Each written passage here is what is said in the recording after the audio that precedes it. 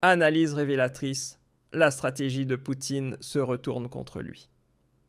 Soyons honnêtes, une seconde, il faut vraiment avancer dans la vie les yeux bandés ou lire Bild tous les matins pour croire que Poutine vient de se tirer une balle dans le pied avec ses soi-disant garanties de sécurité pour l'Ukraine. Car soyons clairs, ce que diffusent en ce moment les médias occidentaux, c'est rien d'autre qu'une tentative grossière de faire passer une perte totale de repères géopolitiques pour une stratégie de génie. Que s'est-il passé ? Après des mois de blocage et une pression massive venue de Washington, les États membres de l'UE, menés par Friedrich Merz et épaulés par des hauts représentants américains, ont adopté un nouveau concept de sécurité pour l'Ukraine. Une soi-disant coalition des volontaires est censée soutenir l'Ukraine avec une force multinationale. Pas sous bannière OTAN, non bien plus malin, déguisé en mission européenne. Cette force aurait pour mission de sécuriser l'espace aérien, de réorganiser les forces armées ukrainiennes et d'assurer des voies maritimes sûres. Ça a l'air inoffensif au premier abord, mais ne soyons pas naïfs, il ne s'agit pas ici de paix. Ce sont des jeux de pouvoir géopolitique, menés sur le dos d'un pays ravagé. L'objectif ? Donner une légitimité à la présence de troupes occidentales sur le sol ukrainien, aux portes même de la Russie. Et ce, alors que Moscou a toujours été limpide, pas d'OTAN, pas de troupes européennes, pas de militaires occidentaux en Ukraine. Point final. C'est clair, net précis. Et voici le meilleur Bild, présente tout cela comme une énorme erreur de Poutine. Pourquoi ? Parce qu'il aurait voulu empêcher exactement cela, et que selon eux, les troupes occidentales arriveraient quand même. Ah ah ah. Mais ce que ces pseudo-journalistes évitent soigneusement de mentionner, c'est le détail qui change. Tout ce plan ne peut fonctionner que si la Russie donne son accord. Oui, vous avez bien lu. Ces fameuses garanties de sécurité ne deviennent valables qu'en cas d'accord de paix. Et dans les conditions actuelles, cet accord n'arrivera jamais. Car la Russie a tracé des lignes rouges claires comme de l'eau de roche, accessibles à quiconque sait utiliser un moteur de recherche. Dès août 2025, juste après la réunion en Alaska, Reuters rapportait déjà ceci: Poutine exigeait un retrait total de l'armée ukrainienne du Donbass, aucun élargissement de l'OTAN et surtout aucune présence militaire occidentale. Et depuis, cette position n'a pas bougé d'un millimètre. Au contraire, Moscou l'a même réaffirmé à plusieurs reprises avec insistance. Le ministre des Affaires étrangères, Sergei Lavrov, l'a déclaré au Kyiv Independent. Même si des troupes occidentales opèrent sous drapeau européen, cela représente une menace directe pour la Russie. Avant d'ajouter sans détour, la Russie ne l'acceptera jamais. Et maintenant, tenez-vous bien, Bild ose vraiment laisser entendre que Moscou pourrait approuver ce plan. Comme si tout cela n'était plus qu'une formalité. Comme si Poutine allait dire « Bien sûr, installez vos blindés à notre frontière, on va regarder ça tranquillement. » Sérieusement. Ceux qui gobent ça croient sûrement aussi que Karl Lauterbach est un expert en santé publique. Ce que nous vivons actuellement n'est rien d'autre qu'un pur fantasme des élites occidentales, incapables d'admettre qu'elles ont déjà perdu cette guerre sur le plan stratégique. Oui, perdu. L'offensive ukrainienne a échoué, la ligne de front est figée, et l'économie ukrainienne est à genoux. Et maintenant, on voudrait nous faire croire que ce plan de garantie de sécurité serait la solution miracle. Laissez tomber. Une chose est certaine, jamais la Russie n'autorisera l'installation de troupes étrangères dans un pays qu'elle considère comme faisant partie de sa zone de sécurité. Et à Berlin, Bruxelles et Washington, tout le monde le sait parfaitement. C'est pourquoi ce plan n'est rien d'autre qu'un coup de communication politique. Une tentative désespérée de faire croire à de la force là où il n'y a plus que faiblesse. Et ceux qui refusent de le voir, soit ils n'y comprennent rien, soit ils participent sciemment à ce grand théâtre du mensonge. Et c'est pour cela que l'article de Julian Röpke dans Bild n'a absolument rien d'une analyse journalistique. C'est de la pure propagande de guerre. Il affirme en substance, c'est la guerre lancée par la Russie qui a rendu possible le déploiement de troupes occidentales en Ukraine. Mais ce qu'il oublie complètement, c'est que la Russie peut et va empêcher ce déploiement par la force militaire à tout moment. Alors qui sait vraiment tirer une balle dans le pied Poutine, qui a tracé des lignes rouges claires et les défend sans faiblir ? Ou bien l'Occident qui continue à croire qu'on peut faire chanter une puissance nucléaire comme on intimide un gamin dans une cour de récré. Et c'est là qu'on touche au cœur du problème, si ces soi-disant plans de paix se concrétisent, c'est-à-dire si des troupes occidentales posent effectivement le pied sur le sol ukrainien, alors nous courons droit vers un affrontement militaire direct avec la Russie. Pas par procuration.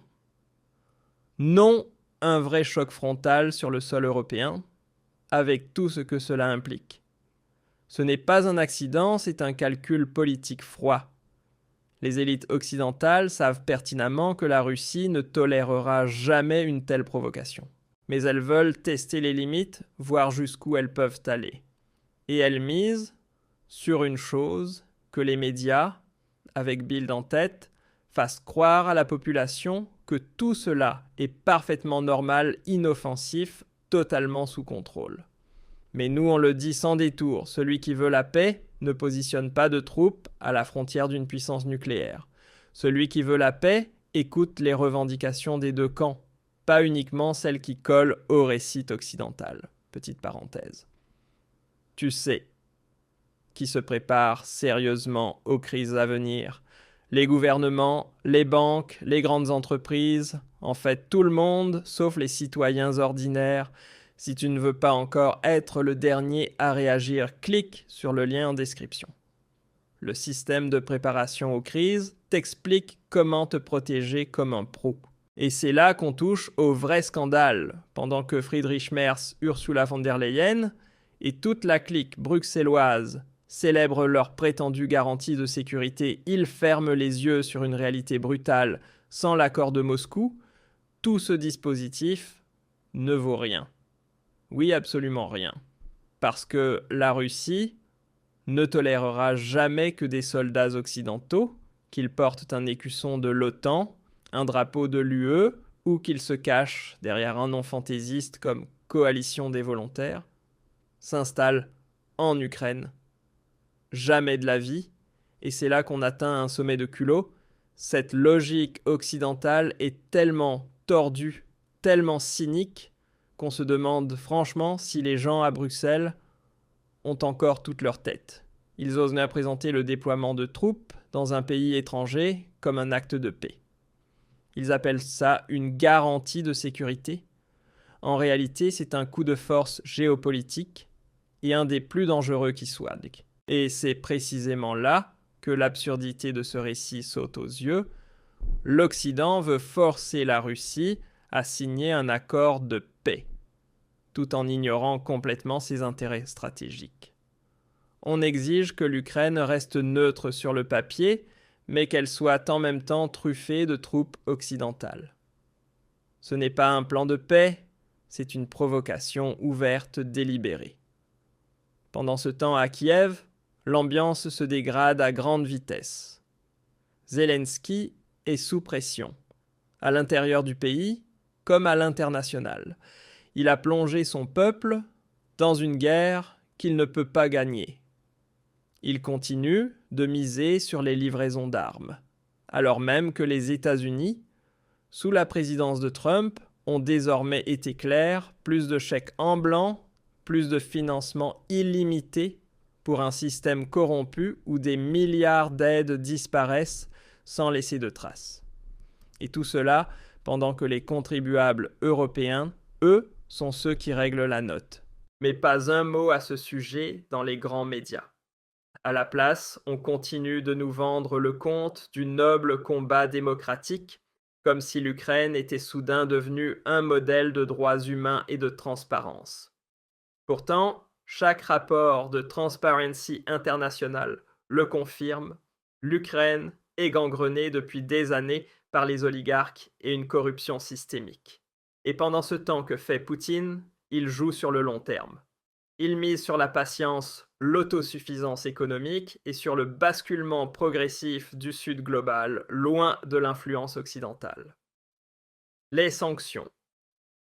Un pétard mouillé, le rouble stable, l'industrie russe. En pleine reprise, même les milieux économiques allemands en privé le reconnaissent, la Russie s'est depuis longtemps adaptée. Les vrais perdants dans cette histoire, c'est nous. Avec notre politique autodestructrice, nos prix de l'énergie records et notre dépendance totale à une diplomatie guidée par l'idéologie. Et ensuite, ces mêmes politiciens s'étonnent que les mentalités évoluent partout en Europe, que les voix critiques se multiplient, que l'AfD progresse dans les sondages, que Le Pen prenne la tête en France, qu'en Italie, en Hongrie ou en Slovaquie, ce soient des dirigeants hostiles à la folie bruxelloise qui soient élus. Pourquoi ? Parce que les gens sentent qu'on leur ment, qu'on les manipule, qu'on les utilise comme des pions sur un échiquier mondial où il n'est pas question de liberté, mais de pouvoir, d'influence et de contrôle. Et c'est précisément pour cela que ce soi-disant plan de paix n'est en réalité qu'une nouvelle étape vers l'escalade. Car celui qui veut réellement la paix discute avec la Russie, pas sur la Russie. Celui qui souhaite une vraie stabilité doit reconnaître les intérêts sécuritaires légitimes d'une puissance nucléaire, et pas seulement satisfaire les désirs d'un gouvernement à Kiev qui a depuis longtemps perdu toute mesure. Mais ça vous ne l'entendrez jamais dans les rédactions de Bild Die Zeit ou Der Spiegel. Là-bas, on continue à nourrir le même récit. La Russie est responsable de tout. Poutine est l'unique agresseur et l'Occident garde les mains propres. Et ce n'est pas juste faux, c'est dangereux. Car si cette folie continue, le prochain chapitre ne s'appellera plus Coalition des volontaires, mais guerre ouverte. Un affrontement direct entre l'OTAN et la Russie. Et à ce moment-là, que Dieu nous vienne en aide. Partagez cette vidéo. Tout le monde doit savoir comment on cherche à nous prendre pour des imbéciles. Salutations respectueuses à ceux qui osent encore penser par eux-mêmes.